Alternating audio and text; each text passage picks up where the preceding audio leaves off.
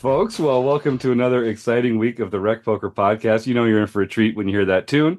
This is a very typical episode because we're having all sorts of technical issues. I am proud to be our host, Jim Reid, Bluffsterini in the home game, and at RecPoker Jim on the hellscape that we call Twitter. And we're having a fun time here. My camera is not working. My mic, I think, is working. We've got a great guest tonight, Venom Carrafiello, and I can't wait to talk to him. But first, of course, I have to thank our sponsors, the Running Aces Hotel, Racetrack, and Casino.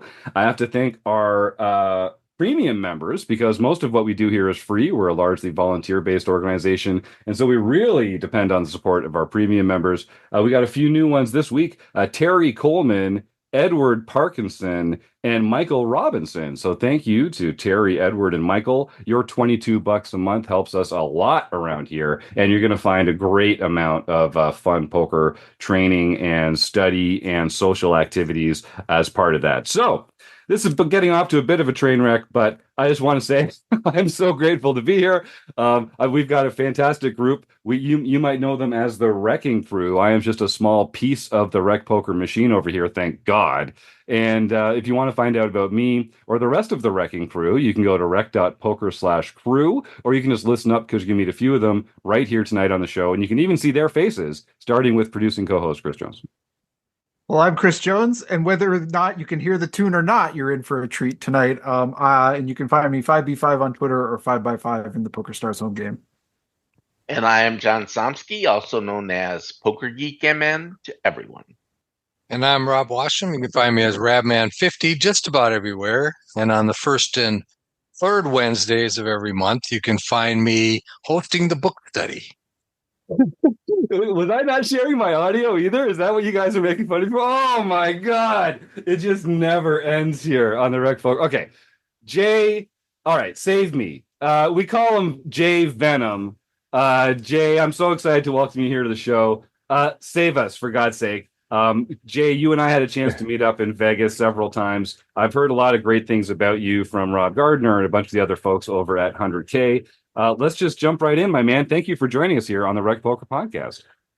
Yeah, thanks for having me. It was definitely a great time hanging out with you guys. I think some of those breaks that we had just discussing some of how the hands were going out there in that grueling summer was kind of exciting. Yeah, you said it. Well, I don't need to tell you, there's no substitute for having other people around to talk poker with, right? Like that's the one thing. When new members join here as premium members, I usually meet up with them over Zoom. And the one thing that a lot of them have in common is I just don't have friends to talk poker with. And like talking about poker is one of the ways that you improve the most quickly and have the most fun doing it. Let's talk a little bit about that. So if our folks, well, here, as you can tell, this show has gone off the rails immediately, and I'm having trouble finding my way. But I like to start our interviews by asking our guests to kind of define their own role in the poker world. So don't let me put you in a box. What's your role in the poker world today? Yeah, I would say for me, a lot of it is just the mentorship. There's so many players that I played with that are either amateur, some that have been around for a while as well. But like, I'm kind of the sideline guy, to be honest. Like, I'm always looking for opportunities to get more people into the game, take the game a little more seriously. Like I kind of look at my overall career and how I started. And I took probably a bigger leap than most. So for me, it's kind of like gradually getting them in, but also giving them that opportunity of looking forward and saying like, can I play this? Can I do this long term? Do I want to just play for fun? It's funny. I was listening to one of the podcasts where you guys were talking about the rec part of it. And so some of my partners here on teammates over at 100K, one of the items we talked about was like the rec game is just improving, right? So like rec players are no longer rec players. There's just a world of information out there. And I think for me, it's just encouraging folks to enter the game, right? And you can play both sides of it. You can play professionally or you can play as an amateur, but just go and enjoy the game, right? Like that's the biggest part for me. Yeah, good for you, man. That's fantastic. I wish more people had that same kind of attitude. So tell us a little bit about so I mean you've been playing for a while. You're an accomplished player. You have this kind of love of the game that we all think is so important. Tell us a little bit about how your relationship with poker started. Yeah, so I think as most careers probably started was that moneymaker boom. But when I Hmm. was younger, my godfather is the one who actually taught me how to play the game. We used to play for pennies and dimes Yeah. when I was younger because he used to play a weekend game all the time, and I was kind of into it. I like card games. Like growing up, I was also a blackjack guy. Don't play any more blackjack, by the way. Yeah, that's Ever. wise. Yeah. Yeah. It's a different type of gamble. Yeah, yeah. But yeah, so and then once I got into it, it was kind of the home games. I won my first home tournament, so of course I think everybody gets that beginner's luck, and then you just think you're great at the game until you start like going into venues and just getting absolutely wrecked. Yeah. Uh, and for me, I took a bigger leap like once I started playing. Very heavy cash player. I wasn't really a big MTT guy once I really got into it. Um, I used to play a game that was a 25-50 PLO game. Mm. Pretty swingy game. It was a lawyer game, so it was exciting, Got it. to say the least. Um, and then I just kind of like I still play a lot of cash. But I kind of ventured into MTTs on and off over the years. I played a lot online as well, a lot of sit and go, like 45 band sit and goes. That was kind of my specialty in heads up. I played heads up for about a year and a half. Oh, wow. Yeah, pretty. It's a different game, Hmm. but I think long term as an MTT player, like it really helped me out. Um, but I've really like turned up my volume in the last, I would say, year for live, just because the live arena is what I consider to be a little softer. Hmm. Hmm. Online is tough. Like Hmm. it's really tough depending on what site you're playing on. But I've put so much study in, especially with having my crew around. So, but yeah, I mean, for the most part, like cash is what really got me into it. I kind of went off the deep end and went pretty big early. Learned my lesson there. I don't play too much PLO now. Yeah. uh, I'm a no limit guy now. So Nice. Well, so I've got a bunch of questions for you already, and I know our Wrecking Crew members will as well. I'll just say to the folks in the YouTube chat, if you've got any questions for Jay, just type them in the chat there, and I'll make sure that we ask them while we've got him here. And also enter some names in the chat for a Stake Study Stack, which we'll be playing with Jay a little later on. And of course, if you're new to the show, stick around till the end of the interview. We're going to give away a prize in a raffle here to support a local food bank, and it's totally free to enter. Just stick around for that. And finally, if anybody wants to make any donations to Rec Poker through YouTube with a super chat or a super sticky or a super comment or anything like that, we'd appreciate that. And we share a portion of all our YouTube donations with a local food bank as well. So even though you're hanging out in the YouTube chat, you still can make a difference in the world, and you can have some fun, and you can inform the show here with some of your questions and comments and thoughts. So dive right in. So Jay, we talk a lot on the show and in our membership about diversifying your play a little bit. I think as a student, you really want to be kind of studying one variation of poker mostly so that you can see your biggest gains in that area. But when it comes to your bankroll, I mean, being an MTT pro, that variance is going to kick your butt. I don't care how good a player you are. And so bringing some cash games into it, bringing in some sit and go, smaller field tournaments into it. That just seems like a smart way to cover your bases a little bit. Do you find that there's much of sort of a mental shift when you're moving from playing in tournaments to playing cash games? oh yeah, for sure. A lot of like when you're playing cash, everything's primarily value. Like for me, I tend to play a lot tighter when it comes to cash. Like you can sit down in Texas. I don't know. I'm pretty sure you've heard, but Texas cash games are pretty enlightening. They play big. Yeah. But they also tend to give it away sometimes. So, like you from a mental perspective, you're not thinking of like, what levels am I at? Do I need to tighten up? Do I need to get aggressive here? You can kind of just play straightforward, in my opinion, and you just look for your value spots, and you just attack it max value. Or versus MTTs, just shifting that gear of just knowing like you have to be the guy with all the chips, or lady with all the chips, right, in the end. So I think where you have to make that shift really depends on where you're putting all of your volume. I tell a lot of folks that I speak with that have conversations with me about what I prefer. I enjoy MTTs. Cash games, again, is where I kind of got my, cut in my roots. But I think just the mindset of the overall MTT and everything that comes into it is very, very, very intriguing to me. And just being able to sit through and navigate fields, understanding where stack sizes are. I wouldn't encourage anyone personally to try to have the same approach from a strategy perspective, right? Like cash is so very different. And I tend to see that a lot in MTTs, especially here locally, in the Dallas area, where they leave a cash game, they late reg, and they just play the tournament like it's cash. And I wouldn't recommend that to anybody. It's a totally different mindset. And you talked about, and let's explore that a little bit. So you talked sort of about like playing tighter in cash games, and the interest of tournaments where the situation's always changing, and you kind of have to keep adapting to different dynamics at the table. Let's just take a couple examples, like opening ranges. So you're just saying, like, when you're playing cash games, you're going to be opening a tighter range of hands, like from every position. You're just going to be taking stronger hands to the flop. Is that because the games are raked? Is that because you don't want to get into like a second best hand with a deep stack behind you? Kind of talk a little bit about that adjustment. Yeah, I think a lot of it is, when it comes to rate games, it really depends. Like here in Texas, we do the hourly, right. Or then like you go right up to Choctaw, an hour and a half away, and it's just a purely rate game. We have some back and forth about which one is better, where we should tighten up.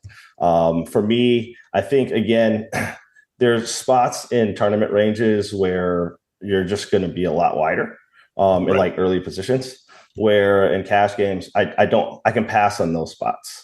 Right. Because there's just so many other spots, right, that you could play in position and, maybe open up some. But the reality is, like, your earlier position spots are just going to be a lot tighter. And again, like to your point, like, we have the ability to wait. Right. It's not like, blinds are going to change in the next 30 minutes. Yeah, I like that. So tell us a little bit about your journey as a player. So I was like you. I grew up as a kid playing with family games and for pennies and matchsticks and that kind of thing. But you can't take that game out into the casinos and plan to profit. So you said you had kind of like some rude awakenings playing in the brick and mortar places for real. So we all kind of get better just by burning our hand on the stove and learning not to do certain things. But to get to your level, you must have had a course of study, some study buddies, videos. What were the main ways that you improved as a player, methodically and intentionally? Yeah, I would say early on, a lot of it for me, like I would literally, and this is not a joke, I would go on full tilt and I wouldn't even play. Like, you could go in, watch tables.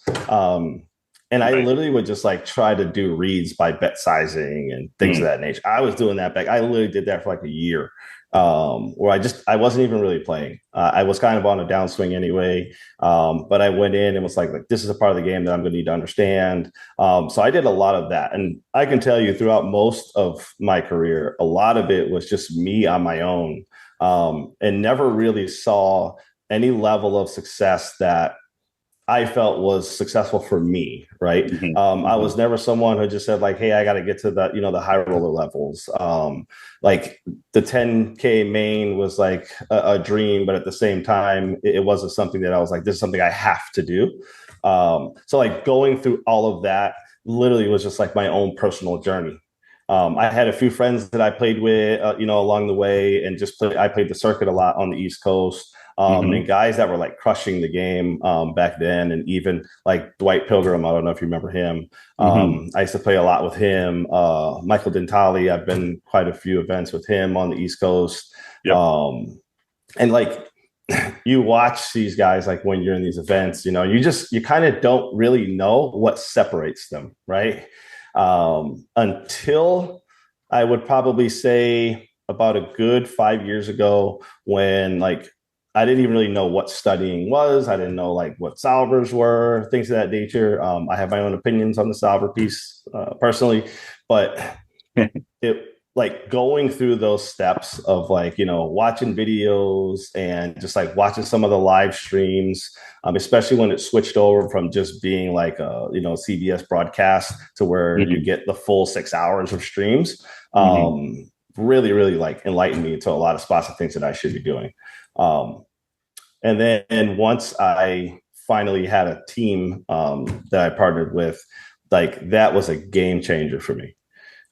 Just because like you could take in all the study you want, you can do this on your own, but I can tell you like there's not a single, I don't even think like even elite players, nobody's went out there, sat in a room and just studied solvers and like go crush the game, right? Without actually having someone else to lean hands on, drop a hand in, get some feedback on a hand. You don't really get that when you're just, you're sitting in the lab just by yourself, right? So I think where, at least for me, that team or community aspect is really what takes you to the next level. Like you can be as studied as you want, but if you don't have folks to lean on and hold you accountable too, I think that was the biggest piece, like accountability, right? Spots that I just like was so strong-headed about. I had a very strong opinion. Now I have 8, 9 people firing back 4 different ways, right, for me to approach a spot. To where now it's funny because we talk about this with Craig and Rob is.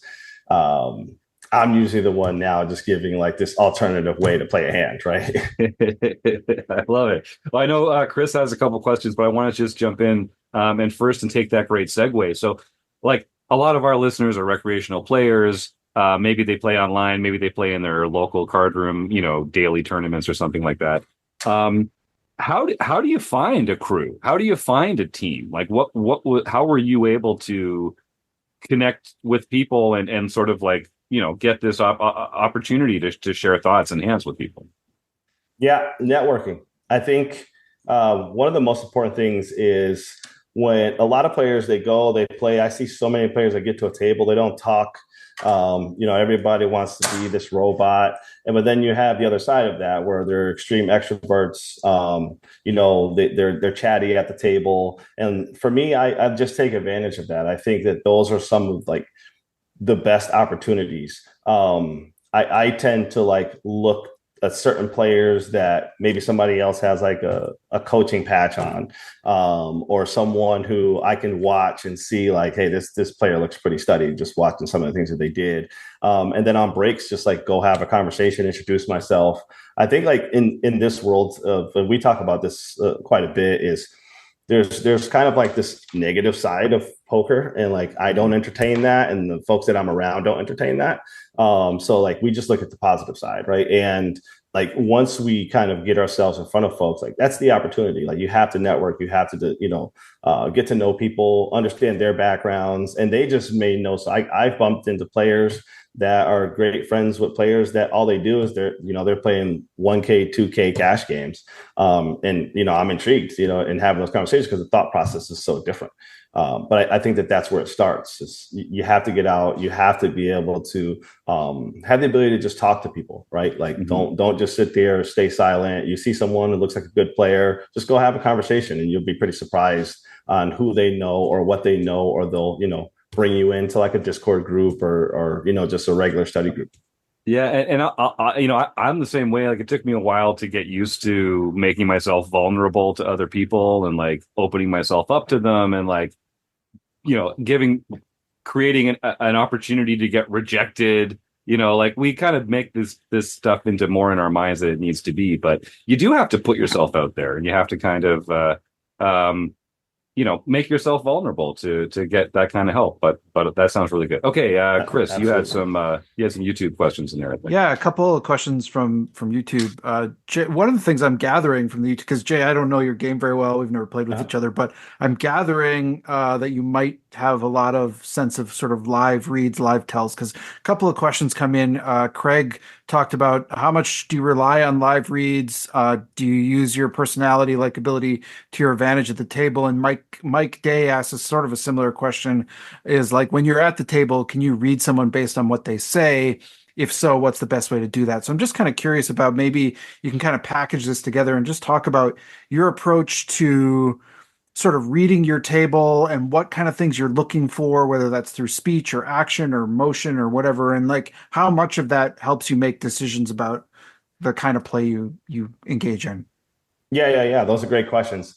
I typically, for me, it's a mix of everything. And I think a lot of it is, table dynamics change quite a bit, especially early on in tournaments, because you get moved from table to table, or, you have late regs and they're breaking up tables. But um, for me, it always starts with how players are moving chips into the pot. Is a really big read for me. There's players who just like to splash chips when they're bluffing, but that same player will nicely stack 25K worth of, single yellows, right? And slide them in. There's reads where, depending on how strong they are, if you can pick up on it, like it is so crucial for you. I tell everyone who asks me about reads, because this is one of the things that everyone usually typically just pats me on the back for, is my ability to kind of read some folks at the table. And it's because I'm never distracted. So when I'm not in hands, I'm constantly looking for showdowns, try to see what they turn over. But you'll see a lot of times where players will slide a stack. They'll slide their bet in. It'll be just over the betting line, or they push it out a little bit further towards the pot. Or they'll bet towards you. That's an interesting one that I tend to see a lot, where they just take their stack and they'll make a bet and they'll like throw the chips in your direction, right? A lot of times it's a bluff. Like I can't tell you how many times they've done that, and it's a pure bluff, right? It's kind of like this, just go away. But it is like, for me, it's a lot to rely on when it comes to live poker, just because there's just so many reads out there. The standard, as soon as the board comes, you immediately keep your eye on opponent. I tend to stare down a lot. And it's just because I just want to see what their eyes are doing. Do they immediately look down at their chips? That's really a big one. And I know you probably hear a lot of players talk about that. It's probably the easiest one to pick up. As soon as they look down at their chips, it means they're probably interested in putting chips in. And I can say, like, combining all of those, it is exhausting when you're out, doing a 12, 13-hour session. But I think like you have to have the ability to do these things. Folks chatting, that could be a lot. Like, yeah, there's some tells. I typically just look for, there's so many folks that probably should wear a scarf or wear a hoodie up, because their juggler is just beating 1,000 miles an hour. And I got a new read on actually I've watched a lot of players. If you actually look at their wrist, you actually will see it pulse in spots too, if you're paying attention. And I would say, like, one other good one is sometimes they won't lock their smartwatches. So they'll have their heart monitor on there, and you literally can just see it increase. Now, at this point, we don't know whether it's a big hand or a bluff, but I'm just waiting for showdowns again, and it'll tell me a lot, and I just look for the same spot again. I love that. I just got to add to that. Once there was a hand I played actually just yesterday, and the guy had like one of those iPhone iWatch, I forget what they're called, Right. but it was like giving him alerts about his heart rate and whatever. Right. And I was like, oh my God. It's like the whole room can see this thing giving you this big red flashing alert. So right. Yep. So yeah, I think just in general, like, live reads are big. I rely on them a lot playing live. Betting tells are there. But I would say that they're probably a little harder to pick off. in regards to whether or not, it's a bluff. But I think, again, the most important part whenever you're playing live is you can have zero distractions. Even my team will tell you, if they send me a message while I'm in the middle of a tournament, I typically don't respond until I go on break. Yeah, I'm struggling with that. I'm having a hard time because I grew up playing online mostly. Most of my volume's been online. And so when I play live, the pace of play is so slow, and I find I have a lot of opportunities to get bored or distracted, or to pull out the phone, and I'm probably more active on Twitter than I should be while I'm playing too. But was this something that you were naturally good at, focusing and concentrating, or in other parts of your life as well, or did you have to kind of learn to do this at the poker table?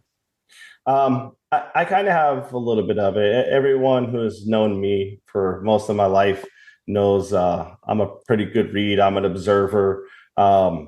It's funny because like we met out there, Jim, and I immediately we get to talk, and I'm an extrovert, hands down, outgoing guy. I like people, but I'm also very quiet and I observe a lot. And that has always been who I am. Like my family always tells me, they're like, he's watching everything, nothing gets by. But I think actually, adopting that in poker was something that I honestly never even thought to do, to be honest. Like it's as crazy as it sounds. Until I finally started realizing like, maybe I should be paying attention here, right? Because I already kind of have those observations, right? It's just kind of built into me. And like when I started actually applying it, it was a game changer. And so a lot of that, you're mentally making notes on players. You're kind of trusting your memory in the short term to make exploits against these players that you're currently playing against. When it comes to like taking notes for future study or taking notes on hands or something like that, how do you? What's your mechanism for that while still paying attention to what's going on at the table? Yeah, I have this rare photogenic memory, and it's pretty hilarious because Craig always says like we go back and forth, and he's like, you don't have to worry about Jay. He remembers the hand that he played 2 years ago.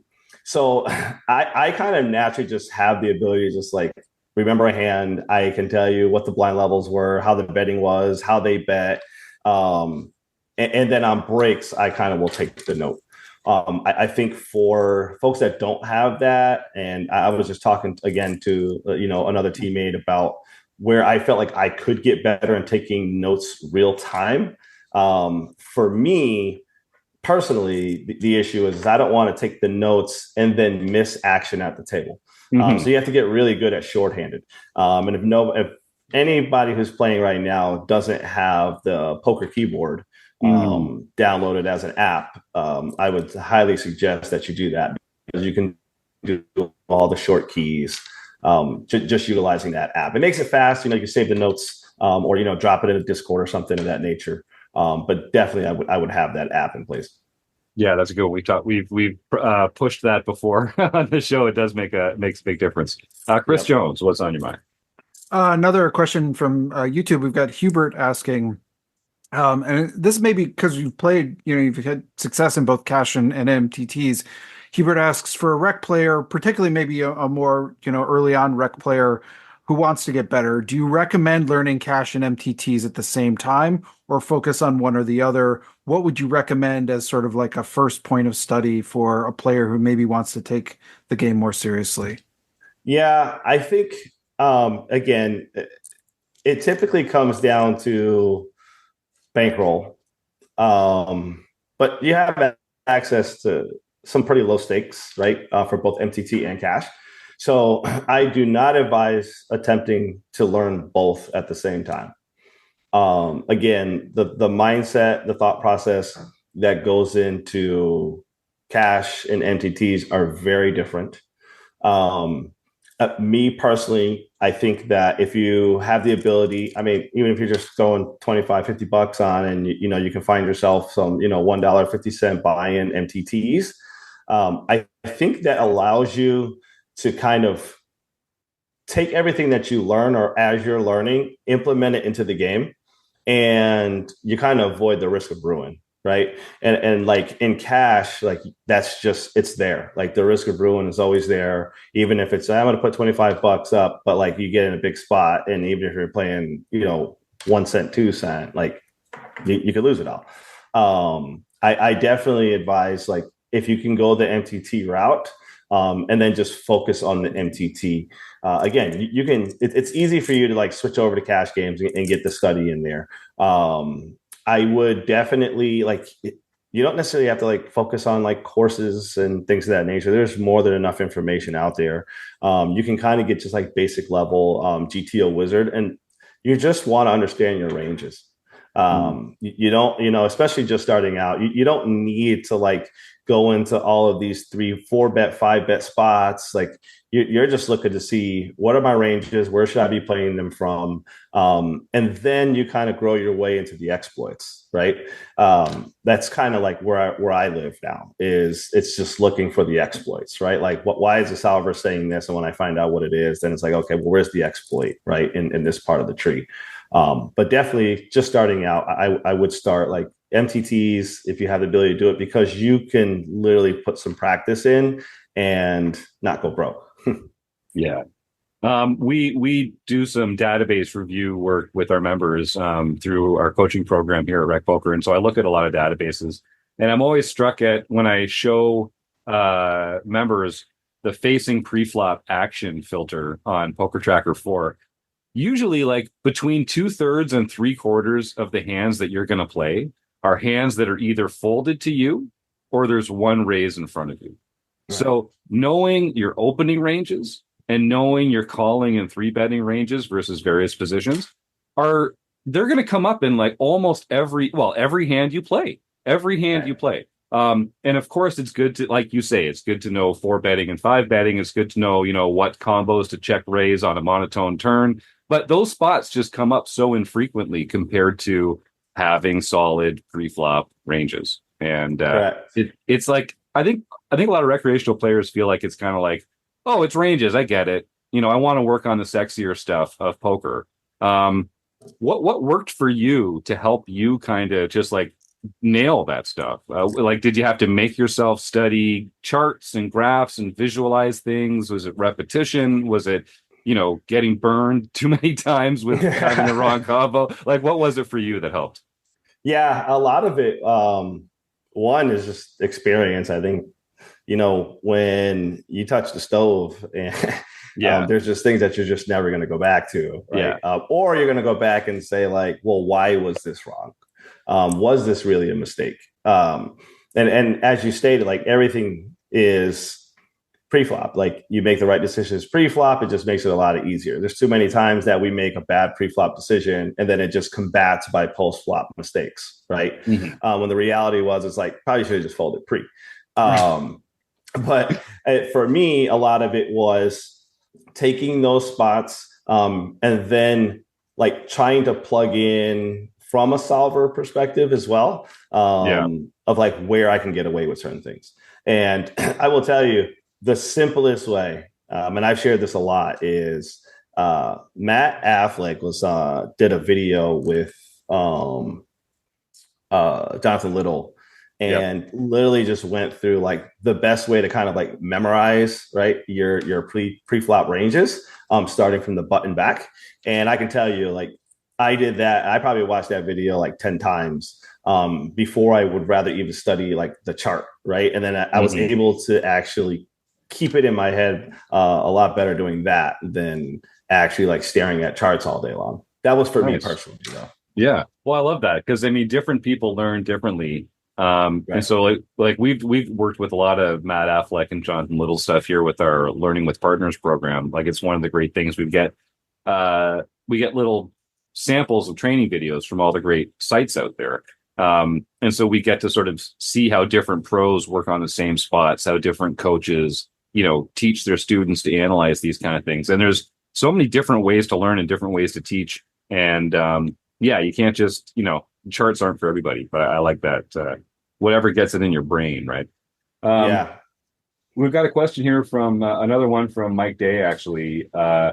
specifically for MTTs. So I really liked what you were saying about player reads and that sort of thing. He says, how do you know when to change gears when playing live MTT? And I'm not sure if they're referring to sort of like different tournament stages or different table dynamics, but how would you answer that?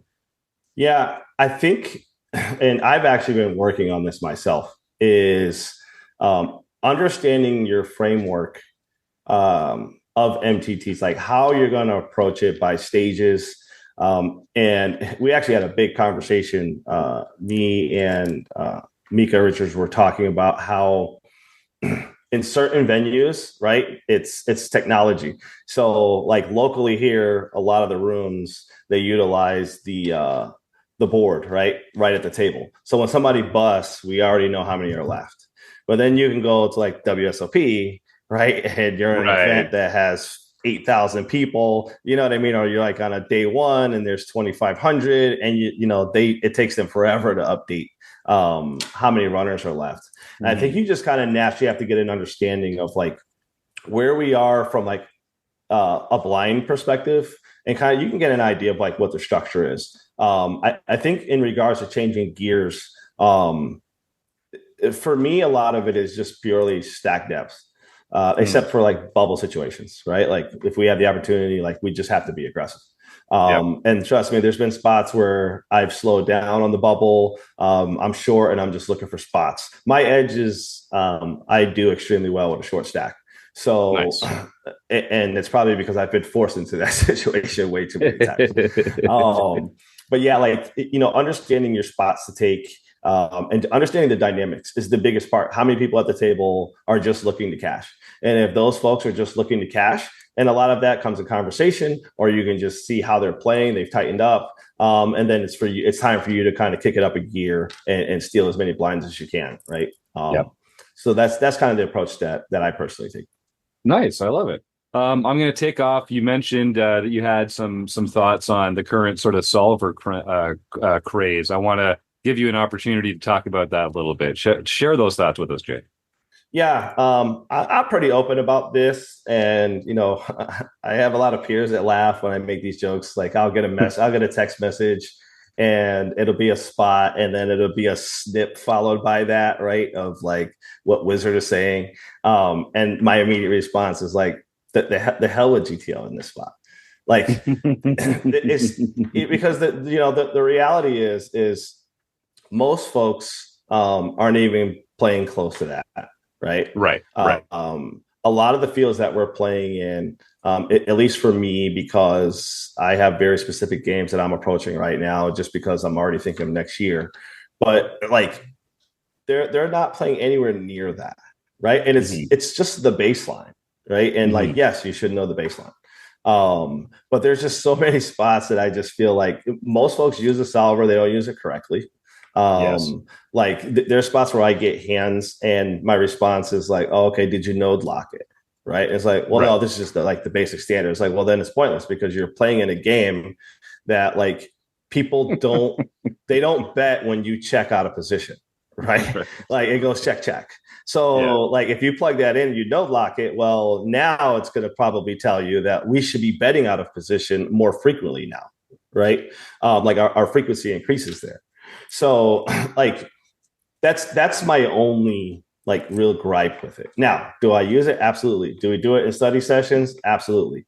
And again, a lot of it is just kind of narrowing down an understanding of what the baseline GTO is saying and how do we find the exploits. But if you're not node locking based off of particular games that you're playing, then everything that's given to you, like you're going to make a lot of mistakes. Right. You're going to pass up on spots like being out of position that you actually should just taking down right now.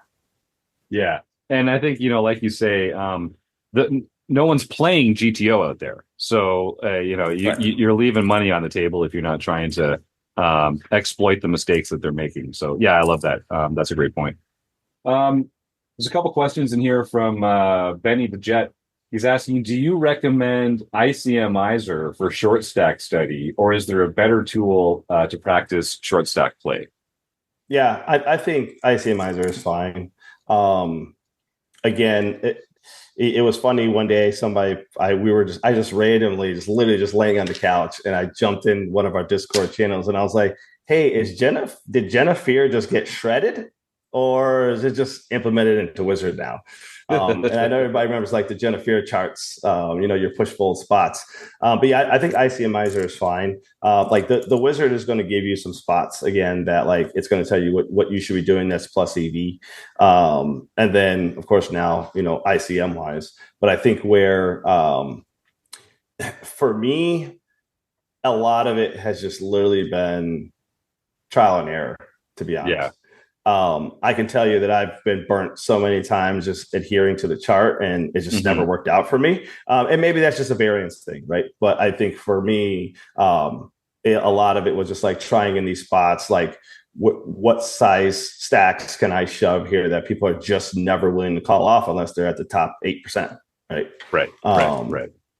So yeah, ICMizer is fine. Now, we talked earlier about, you've got that love of poker, but, life, there's more to life than poker. We've got a great question here from MCAT. It says, what do you uniquely do to balance between family time and like personal time and grinding to become a successful poker player? So I've sacrificed a lot. I will tell you, for me personally, my family is a very big supporter. Like Saturday's event, just family members. I think I had like 35, 40 of them. Wow. Yeah. Like even at my house, like at the house, my wife had it up on the TV screen in the living room, and my daughter and her friends, they were all here. People that are, out of state, my family that's back in Connecticut, Virginia. It's like, I get a lot of support. I can tell you, like, whenever I do have the down times, I take advantage. I'm at a stage in my life where it's kind of like I worked really hard prior to here. I've left poker a few times. I've came back. And it was just kind of one of those, if I had to choose one or the other, it's always going to be my family. Right. So I could walk away from the game tomorrow. If my family came to me and said, hey, like, it's taking up too much time, I would walk away. And they know that. But I think just understanding your schedule, making sure that you have a pretty clear schedule, right, is the key part. Know the events, know that you can schedule family things or time in between all of that. Is something that like I personally would recommend. Like it's the best way to do it, and just unplug. I haven't unplugged since I left Vegas, honestly. So it's been pretty grueling for me. But I also made my family aware that like I'm going to go hard for the second half of the year. Yeah. Well, that's great. And I mean, you've got a lot of great poker in Texas, no doubt about that. But I know you also travel around and play where the games are good. And how do you sort of choose where to go and when? And I guess you're going to say it's just a question of good planning and knowing what the alternatives are and sort of locking in the big family stuff and working around it. But tell us. Yeah. If there's events that are local, say example, I was supposed to play the Monster down at the Lodge. It was a $400 buy-in. Granted, up top is great. It's a 3-hour drive there, so in 3 hours back. And I just didn't have it in me to like travel. But the reality is I still had a same buy-in level, maybe not the bigger prize up top. But like, as long as I know that there's some decent events locally, then I have zero desire to travel. And then if there's bigger events, like example, even like Vegas, like going to Vegas, we talked about this. I probably could hang around for the summer and not even go to Vegas because there's so many events in Texas. But right. Like, but the problem is again, there are some personal goals that I have, right? Like, I want to take down a bracelet. It doesn't have to be 15, just one. Yeah. And some trophy hunting, but I think like just understanding like where the value is, where some of the tournaments are softer, Again, like you can go to run good events and at the buy-in levels, right? Like there's going to be some good players on that circuit. But at the same time, like I can do that and not have to have such a high expense because the buy-ins are lower. Right, where you can play some other events. I go there, and you're spending $8K for one trip. Right. Yeah. Right. So let's talk about that a little bit. What are your, so you talked about like some goals. I want to get into your head. So you've been a profitable player for a long time. You've kind of reached this place in the poker world. So one goal, I guess, would be to win a bracelet. What other goals do you have? How do you measure your success as a poker player? Oddly enough, like the more people that I can meet along the way and they can look back and say like, hey, I had a conversation with Venom and like, he's the guy who got me into the game. I respect him a lot. Like, honestly, like that's probably one of my first main goals. And like, you kind of, I mean, I can do it locally, right? But like, you still got to kind of get out there and you want to be able to touch people, across the country. I think my second one is, I don't have any trophies because again, I was more of a cash player than anything else. I don't need to be a high roller player, right? But I just want to know that I can compete in some of the biggest games. Yes. So like in the summer, it was really big for me to play in these games that 5 betting and 6 betting is part of it. Right. Yeah. Like I haven't seen a 4-bet like that was light locally. I don't think in 2 years here locally, right? A 4-bet is always aces or kings. It's just what it is. Where like out there, it's very different, right? Like you're going to face those. And I, for me personally, just want to know that I'm able to compete, right? We laugh all the time, like here locally, some of the Texas all-time money list are, the Doyles and other folks that are from out here one way or another. And I'm like, man, like, I'm not going to see the top of that. It's millions. And I'd be okay with that, right? But as long as I know that I have the ability to compete and that I'm working hard enough to say, like, I can play in these games, that's probably what's like second most important to me. Nice. I like that. Well, let's pivot to this past weekend. You had a pretty fantastic score down in the Texas Card House. So tell us a little bit about, is this a typical tournament for you? What was it like, advancing through it? And spoiler alert, you did pretty well. Let the audience know kind of how the whole thing went together. Yeah. We so this tournament runs every week. It's actually a pretty well structured tournament. They just increased. It used to be a 365 30K starting stack. It was increased to a 440K starting stack, 30-minute levels.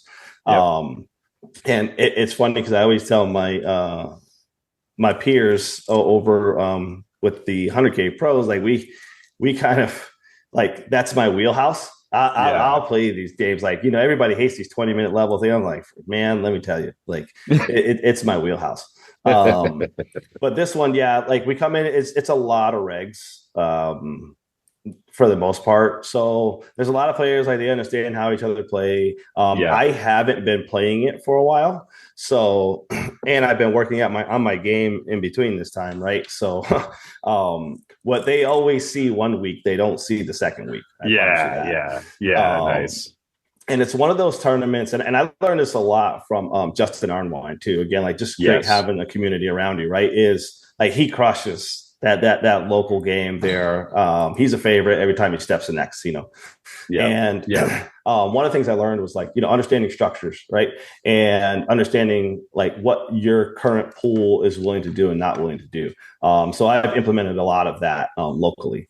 But yeah, I think for early on, I took a spot. I'm always willing to fire 2 bullets. Just so we're clear, it's 2 bullets. It'll never be more than that. Okay, that's a hard line. Just 2 every time. Hard line for me there. I won't in that event. I'll fire 2 bullets. That's it. because there's other games that I can jump in my truck and go drive to later on in the day, you know. Oh, you lucky bastard. God, I'm so jealous right now. That's fantastic. All right, let's continue. So I took a spot pretty early. The guy had just enough chips where I flopped a flush draw, bottom pair, and an over. And he limp called queens. I literally was just going for a dead money spot. He just limp called queens, which was amazing. And then we just get this flop, and I just induce him to just spaz out, and he just spazzed out. I'm like, hey, I'm gonna go for it here, because it was my first bullet. So nice. And we had a pretty good double up there. Then it was just kind of a grind up and down. I can tell you, I got fairly short close to the bubble. And again, I'm a short stack player, so I knew what spots to take. I had two big spots prior to the bubble that I over jammed the flop with a set. I just over jammed it because I knew these players just can't help themselves. They have to call. And I got called off. Got a big double there. Oh, amazing. And it was great. It was perfect. But then when we got in the bubble, I think it was paying 22 and 23, 22 places. So we get past the bubble, and I knew then I just needed to navigate, find my spots, look for where people were just tightening up because they just want to go deeper. And then I got in a really good spot with 12, 11 left. So a guy who had me just barely covered. I opened up deuces on the button. He called in the big blind.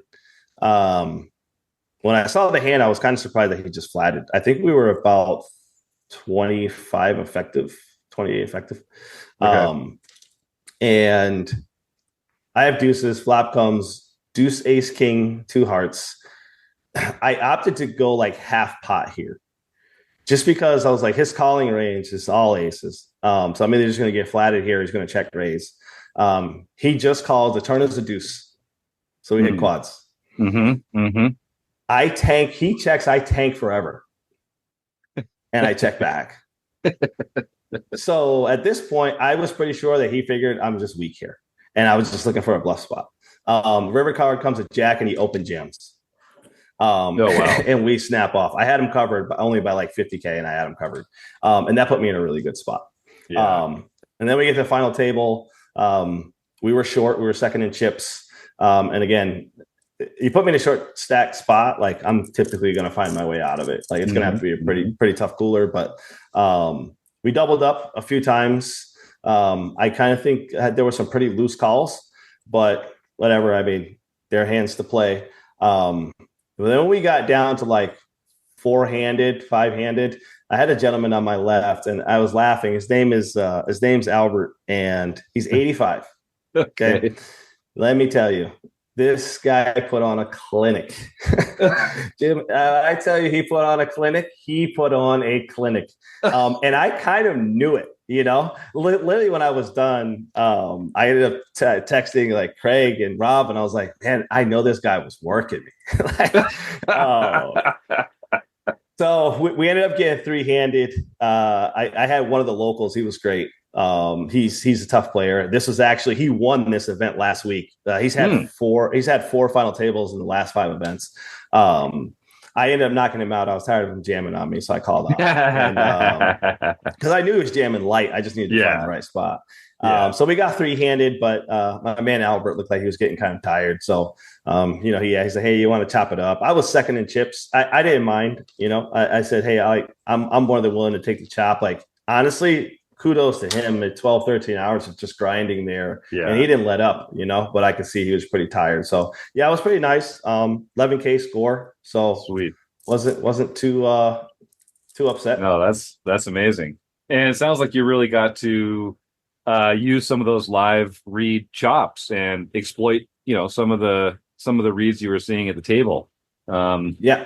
Is there a better feeling than tagging someone as a calling station and then over jamming with the set and then having them call? Is there a better feeling out there? There is no better feeling than being able to peg them at a spot and say, he's never or she's never folding. like, and just go for it.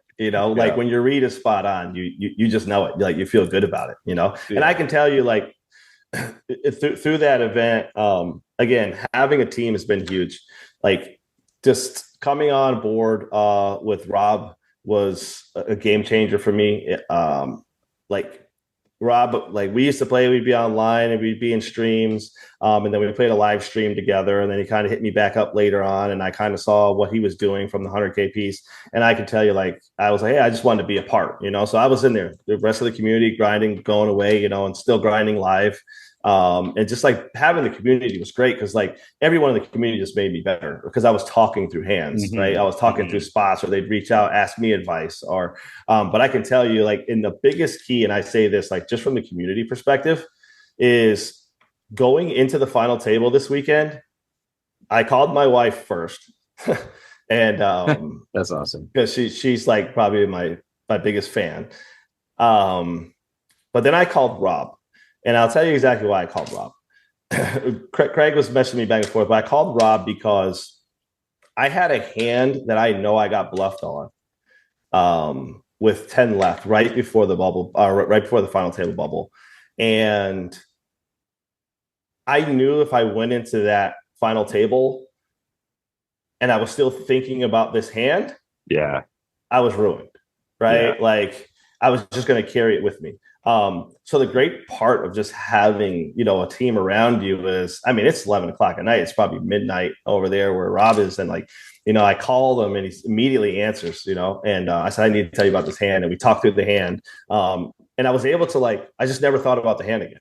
Right. Nice. Going into the final table. So like, I'm telling you, anyone who's not part of a community, you're going to be behind the curve regardless of how much effort you put in. Yeah, I love it. And it's been great. So, the 100K Studios group recently joined RecPoker, and a lot of their members have become RecPoker members, and a lot of their pros and coaches are getting involved here and joining the RECing Crew and that kind of thing. And it's just, it's so great. You love to see these passionate people sharing their love of poker with each other. And, iron sharpens iron. It's a lot easier to get better together than it is to get better alone. So I love to hear it. Jay, I feel like we could talk to you all night. I can't believe we're already coming up on an hour here. I'll give one more chance to the YouTube chatters. If you want to ask a quick question for Jay, type it in there quick. We're going to let him go soon.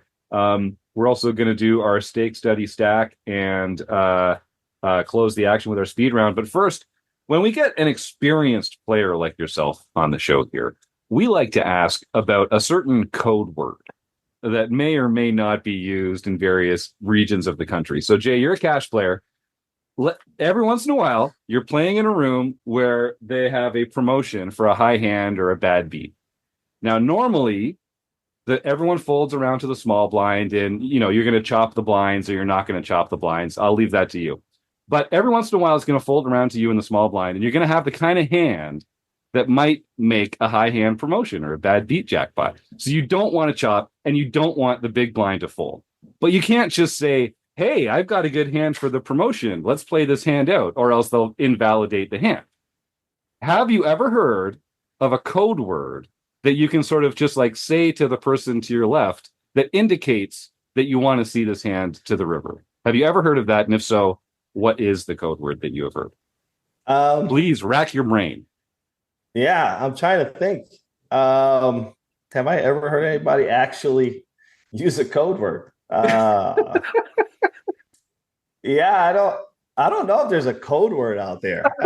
I mean, typically it just goes like, I want to play this. It's usually like, it's just how it goes. There's no like fancy, or the chips just go in the middle, and that's literally where it's like, I call, for $1. You know what I mean? Right. It's not a thing in a 2-5 game. It doesn't matter because like they're just playing hands. So all right.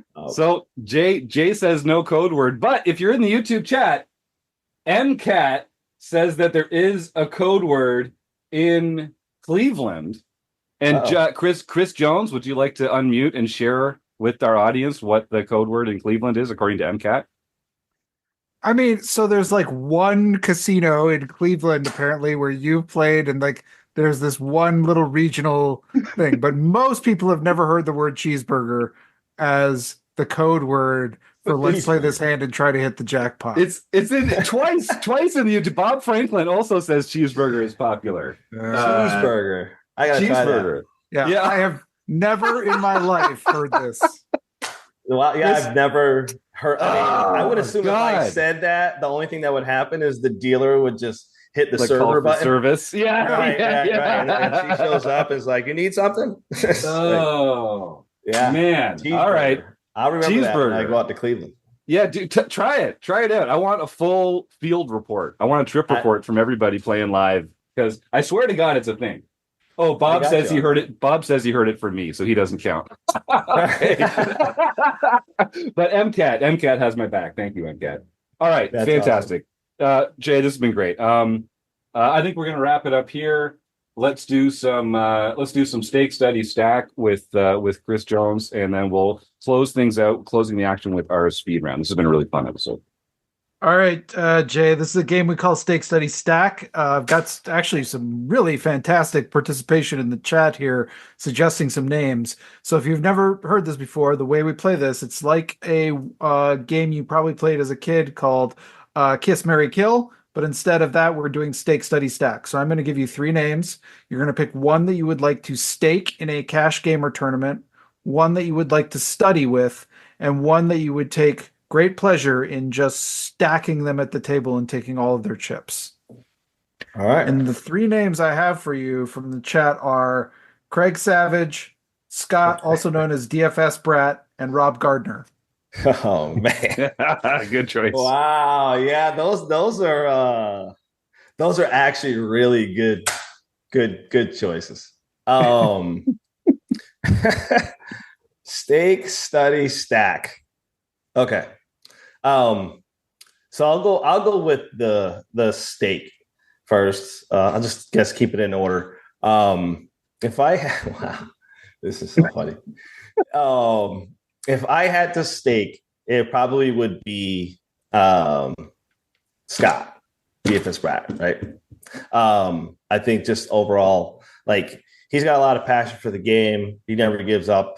I give him hell, just so you guys understand. I give him hell a lot about spots. But the great part about it, he's just receptive to overall feedback, and he's great about it. So yeah, I probably would stake Scott. Study and stack. So I think they already know this. So I will take Rob on the study train any day of the week. He's helped me a ton. And again, he's somebody who, like, when we are studying or I throw something back at him, he throws it back on me and just challenges me to the next level. Like, I've learned a lot from him. I hope he's learned a lot from me. I think we've kind of done well, as a team from that space. So definitely study with Rob. And I would absolutely love to stack Craig any chance that I get. Any chance that I get. And let me tell you, I've been in spots to do it and it has not happened. So there's just spots where I just fold to Craig. Believe it or not, we end up at the table quite a bit, or at least right next to each other. Just recently we were sitting on each other. I was on his right, he was on my left, but I wasn't really worried about him because he was playing tight. So I think I saw that. I saw that photo on Twitter, I think. Did you see it? Yeah, he was playing that's pretty tight. awesome. He was scared, so so we do have one final question from a fan of yours in the YouTube chat here. Apparently it's a short one. It's from a guy named Rob Gardner. And he says, can you ask him his thoughts on bankroll? Oh my God, this guy. So Jim, bankroll is everything. He's never gonna live this down. This is a conversation every day in Vegas. He come pick me up from the room. I get in there and I'm like, hey Rob, like, what do you think about this? And he's like, do you want to know the answer? Like, yeah. He's like, bankroll. I'm like, okay. I accepted it the first time. Like we play a session, we get back in. I was like, hey, I was in this spot. And like, dude, these spots are just annoying. Like, what do we do? And he's like, You want to know the answer? Yeah, bankroll. I was like, okay, dude, I am so over this damn bankroll conversation. But let me tell you, like, I wake up, I say bankroll. My wife says, hey, you should call Rob because it's probably a bankroll problem. So I love it. That's bankroll's awesome. everything. It is. Make sure It that's is. It clear. makes it solves a lot of other problems, doesn't it? You know, You're not lying about that. Yeah, bankroll and game selection. They're not sexy skills, but they matter. They do All matter. right. Well, this is fantastic, Jay. We're gonna have to have you back another time. I know you've got some exciting plans for the future with Rob and a bunch of other people, and just on your own professionally. So when the time comes, I can't wait to talk to you again.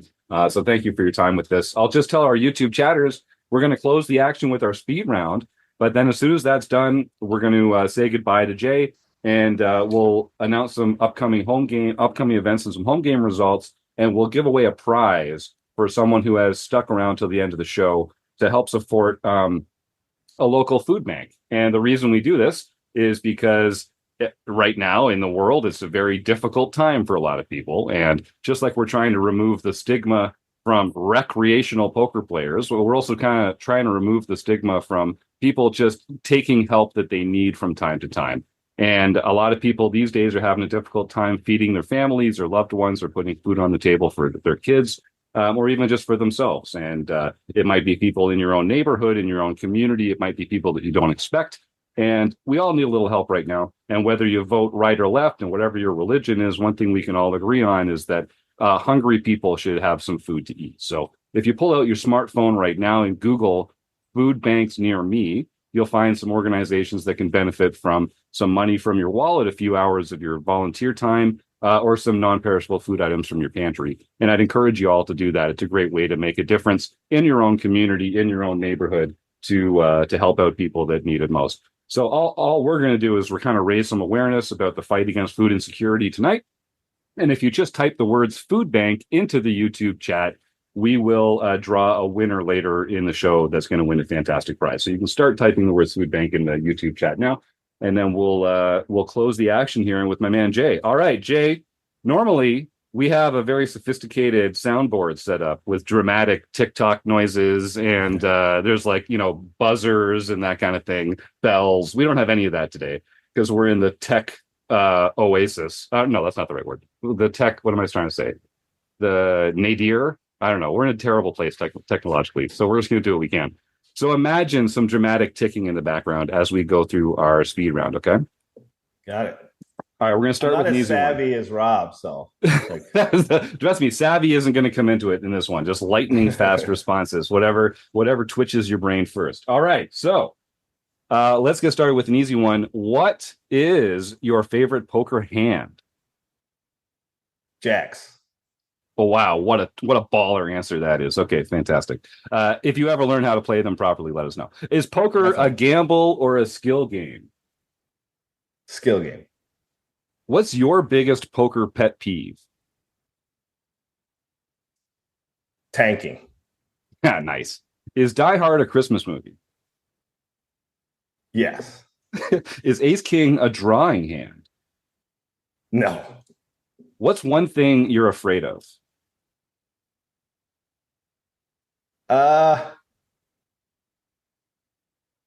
Snakes. Snakes is a good answer. They're freaking creepy. Is a hot dog a sandwich? Absolutely not. No. All right. Absolutely not. What about a taco? Is a taco a sandwich? Absolutely not. All right. Well, we can move on. Should vacations be lazy or busy? As lazy as they can be. I love it. I'm the same way. What's your favorite brick and mortar poker venue? Aria.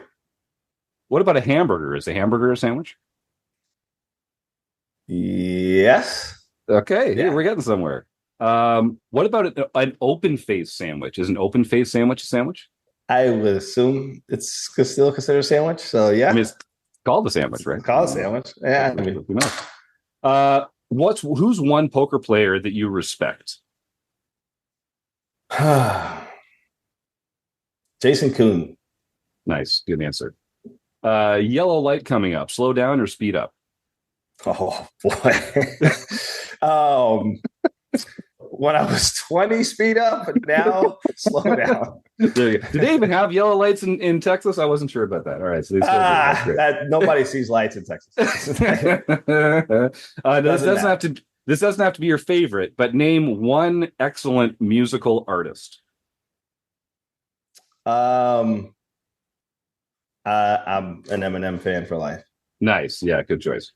What's one thing you can't live without? My family. And what about a calzone? Is a calzone a sandwich? No. Okay. Last sandwich related question. What about a Pop-Tart? Is a Pop-Tart a sandwich? No. That's not no. sandwich. All right. He knows what he likes when it comes to sandwiches. Everybody's got one. Who is your poker nemesis? Whoa.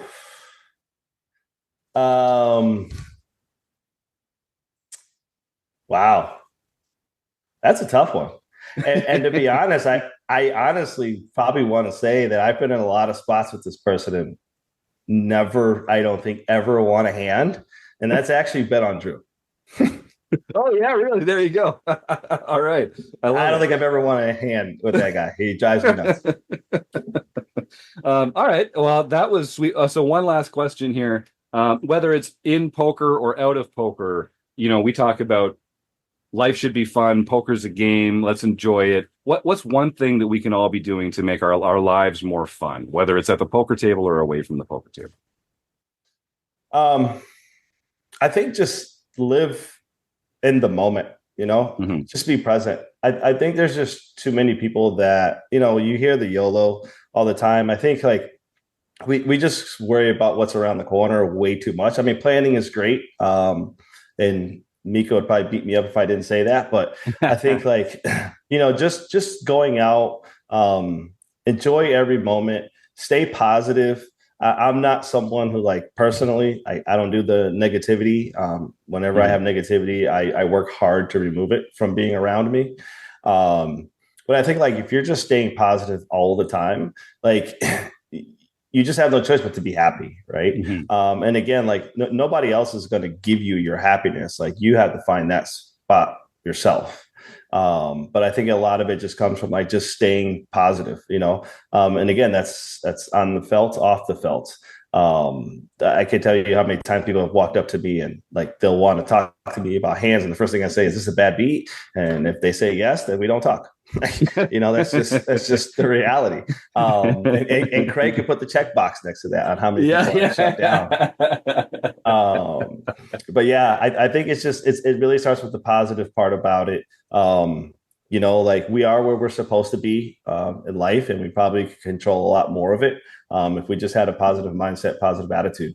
And I think that's how we stay happy in our space. I love it, man. That's a great answer. Before we let you go, there is actually one more question. So you got to tell me, what is the VA? There's this VA crowd or this VA crew.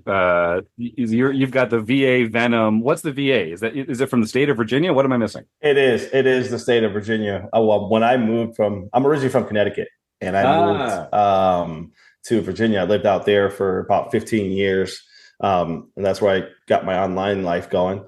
So yeah, when I did it, it was just VA, and don't ask me why I picked the snake, but that's the peculiar part. That's the ironic piece. It works. You're pulling it off. So Alpha VA just had one more question, which is this the Niners year? It is absolutely the Niners year. Yeah. We're taking it all. Alpha is like a brother from another mother, but we're taking it all. It's definitely not a Dolphins year. Oh, burn. That I'm sure of. Nice. Well, enjoy the third round pick that you'll get for Brandon Ayuk when he comes over to Pittsburgh. And, you guys see what you guys can turn that into. He's got all the leverage now, it seems like. It's coming. God bless Pittsburgh,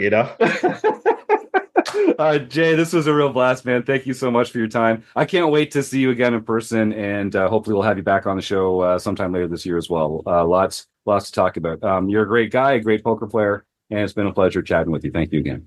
Yeah, thank you guys. I definitely appreciate it. This was awesome. Thank you, Chris, John, Rob. Definitely Appreciate you guys. Definitely can't wait to get back on, man. Maybe we'll have some more scores, or I stacked Craig and we can talk about it. Yeah, that's it. Exactly. That's it. And we all want that. We all want you to stack Craig. So we're all rooting for you. Stack Craig. It's coming. All right. Thanks again, Jay. You have a great rest of your night, and I'm already looking forward to it. Take care, pal. All right, y'all. All right. So, John Somsky, let's talk about some recent home game results, and then we'll give away a fantastic prize and wrap up today's show. Well, KekGeek65, Jacob Kiki, got his first No Limit Hold'em Championship Series. This is the series we play on the first Wednesday of every month, and we keep track of points for the entire year. And Kelly S. 1962-20, Kelly Stork has retaken the Player of the Year points race lead. She lost it for a month there, but now she has it back again. I'm impressed, but not surprised. Way to go, Kelly. Roadstar 33 got his first nightly victory for the year. Isma got his fourth nightly victory for the year. Still doing it. PetBet 33, Kim Kilroy got her second nightly victory for the year. Bone Crusher 14, Marcel Dusick got his second nightly victory for the year. Graphic 16, Roger Schutte got his second nightly victory for the year. Nice. Stoyvin, okay, I'm going to totally mess up this name, but it's Ryven Standal. It's I'm guessing it's looks like it's Norwegian or something like that. It's got some little carrots over it. Anyway, first international victory. I apologize for not understanding how to pronounce your name. I love it when the international players win the international series too. Congratulations, Stoyvin. Yes. And then KekGeek65, Jacob Kiki got his second international victory for the year. And then just to repeat more names, Izuma got his second LPP victory for the year. So he can contact info@rec.poker for his free month at Learn Pro Poker. Awesome. Yeah, congratulations to all our winners. Yeah, Rob. Something that John didn't mention is that we have two players that are getting very close to the Lifetime Achievement Award. Oh, really? KekGeek65 and Isenma. I know Evil Roy is watching their progress very closely. That's right. And Kim Kilroy is also now a member of that exciting platinum level Lifetime Achievement. Actually, I guess technically it's the silver Lifetime Achievement level. Correct. Yeah, okay, I got that point. So yeah, there might be some new members in the clubhouse, it sounds like. Yeah. I will update this week. I will update the standings for that. I only do it a couple of times a year. Yeah. But I will get that updated so people can get excited and watch what's going on. Nice. I'm already excited. So I can't wait to see because I want some more people. We have these parties every Saturday for everybody who's in the club. And it's been just having Kim and Dave there over at my place for cocktails every Saturday. I think we just need to inject some new blood into the group. So let's get some new members to win at least 50 home game clubs lifetime. That seems like a good way to do it. All right. Well, fantastic. So Chris Jones, I see we've got a ton of folks typing the words food bank into the YouTube chat, which is great. We got a couple double typers. So I don't know if you're on top of everything here. I mean, I'm sure you're on top of everything, Chris, because you're the one and only Chris Jones. But what's your number? What do you see? I count 7 names, eliminating the one double one. Yeah, there's double Hubert, and then so I started Fortune, K-Poker Wannabe, Ginger, Benny, Robert, Hubert, Cledius. Yes, and it's Cletus, by the way. I was also tempted to throw some extra letters in there, but it is Cletus. And hey, Cletus, nice to see you again. Thanks for coming to the show. All right. And then we got Joey. We got Joey right at the bottom there. Oh, Joey right at the bottom. That's number 8. All right. All right, that's 8. I will allow it. So I've got an 8-sider. Let's see who the winner's going to be this week. And the winner, if I had the soundboard, we could have like a drum roll and everything here. Number 3. That's going to be Ginger. All right. Congratulations, Ginger. So I know, Ginger, you're already a RecPoker Premium member. And so you've won access to one of our fantastic training partners. So different partners have different prizes that they give away. It might be a free week, a free month, a free all access pass to some courses or something like that, send an email to info@rec.poker, and we'll get you all sorted out so you can claim your prize. Congratulations, and thanks for joining us here as we support the fight against food insecurity. Food bank. Hubert wants to know, is food bank one word or two words? Yes is the answer. That's correct. Rob, you unmuted there. What's on your mind before we roll? Yeah, I just want to just remind everybody, today is the last day that pokercoaching.com has a big sale where you can get 70% off. So all you have to do is go to pokercoaching.com/RecPokerSale to take advantage of it. And today is the last day. That's right. And if you check your email, the newsletter today should also include a link to that fantastic sale. We work with all these amazing training sites around the world, and we're privileged to not only get paywalled access to their material for our members. This is a fantastic perk of being a RecPoker Premium member. But we also get great discounts on their own training material and membership at their site. So if you're ever considering joining up with some of these other training sites, email us, info@rec.poker, and we can probably get you a discount and show you around a bit and let you know sort of where the good videos are and that kind of stuff. So yeah, thanks, Rob. Great way to draw attention to that. All right. Well, folks, I know normally we talk about some upcoming events at Running Aces, but they're in a big period of renovation right now. So I'll just shout out, thank you, Running Aces, for your support as our sponsor. And I want to thank all our premium members. And I want to encourage folks, if you're considering taking the plunge, you can always sign up for a free RecPoker account. All it takes is an email address and a smile. But the real good stuff is in the premium membership. You can get your first month for only $5 by using the code RecPoker at checkout. And if you ever want to join and $5 is too much, we love supporting local food banks. So if you send us a proof of donation to your local food bank of any amount, we'll credit you with a free month of RecPoker Premium here. That's right. So even if you just donate $1 to your local food bank and tell us about it, we'll make sure that you get a free month of RecPoker to say thanks. So I hope that you do. And I guess that's it. Let's roll on out of here, folks. We've got stuff to get to. So without further ado, I want to thank the Running Aces Hotel, Racetrack, and Casino, our fantastic guests, Jay Venom, Rob, John, and Chris, our amazing YouTube chatters. Way to go today, guys and gals. Our listeners at home, we couldn't do it without you. So we'll see you next week on the RecPoker Podcast. All right, have a great night, everybody. You can't see it, but I'm doing the drums. Still doing the drums.